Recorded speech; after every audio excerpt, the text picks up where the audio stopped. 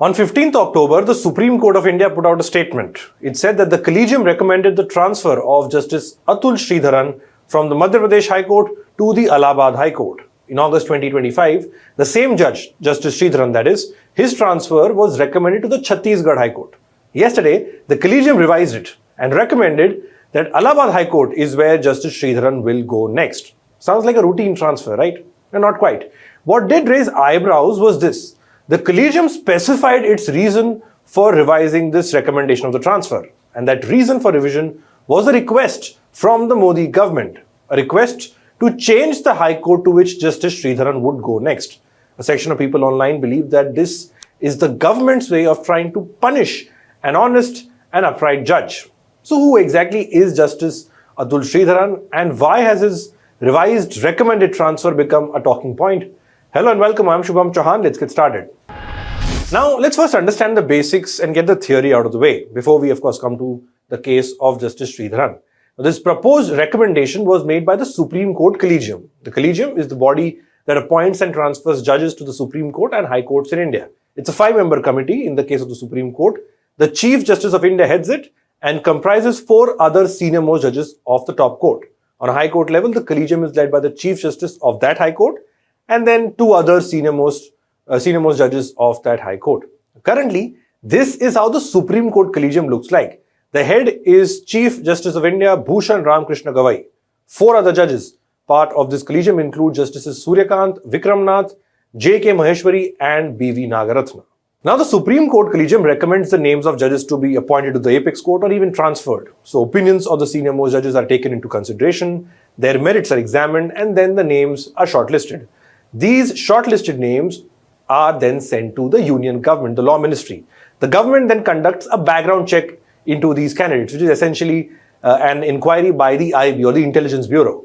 The government can object to the choices and even seek clarifications from the Collegium. But if the Collegium stands by and reiterates its choices, the Union Government has to approve it. That is what is at least said on paper. Of course, in reality, the government has often been accused of just sitting on Collegium recommendations, taking a lot of time and just not approving it. On the part of the Collegium, the criticism repeatedly has been the fact that this Collegium is opaque in its functioning. No one knows how this works, when they meet, what they discuss, and how this entire process takes place. But largely, this is how the process of selection and transfer of judges works. The Collegium sends their names to the government, who then refers it to the president, who then approves it and gives it the final approval that is required. Now, let's come to the case of Justice Atul Sreedharan. He was appointed as an additional judge of the Madhya Pradesh High Court in 2016 and became a permanent judge in 2018. In 2023, he was transferred from the Madhya Pradesh High Court to the Jammu and Kashmir and Ladakh High Court. He requested this transfer, citing that his daughter had entered her legal practice in Madhya Pradesh and hence he wanted a transfer out of the state. Now, during his time at the J&K and Ladakh High Court, Justice Atul Sreedharan, through his verdicts, upheld liberty and quashed several cases filed under the Public Safety Act. Now, the PSA allows individuals to be taken into custody to prevent them from acting against the security of the state or the maintenance of the public order. PSA. It's a draconian law and it does not even allow bail for up to 2 years. In fact, this detailed story on your screen by Irshad Hussain and Mubashir Nayak for Article 14 analyzes some of the key verdicts of Justice Sreedharan, the critical role he played while he was at the J&K High Court, and how he did not shy away from taking the government head-on in critical matters. 2 decisions of the judge from this article are worth mentioning. In July 2024, Justice Sreedharan fined government officials 10,000 rupees for an unjustifiable preventive detention order under the PSA.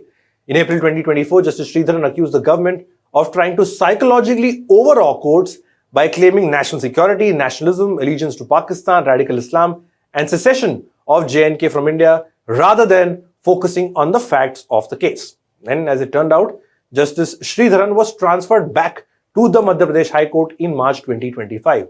Now, this transfer came just 26 days before Justice Sreedharan was set to become the Chief Justice of the Jammu and Kashmir and Ladakh High Court. Now, that did not happen. Of course, he was transferred before he could become the Chief Justice of the High Court. He came to Madhya Pradesh, and a few months later, a case involving a BJP leader in Madhya Pradesh grabbed headlines. The High Court of the state took suo motu action against BJP Minister Vijay Shah for his derogatory remarks directly aimed at Colonel Sophia Qureshi. The same Colonel Sophia Qureshi who, along with Wing Commander Vyomika Singh and Foreign Secretary Vikram Misri, were the face of India's briefings during Operation Sindoor. Vijay Shah had said that those who had widowed the daughters of India were taught a lesson by PM Modi by sending a sister from their own community. Although he did not name Colonel Sophia Qureshi directly in this comment, the High Court also noted that it was all too obvious as to where Vijay Shah's comments was directed. The Madhya Pradesh High Court pulled up the minister for his crass language and ordered the police to register an FIR against the minister.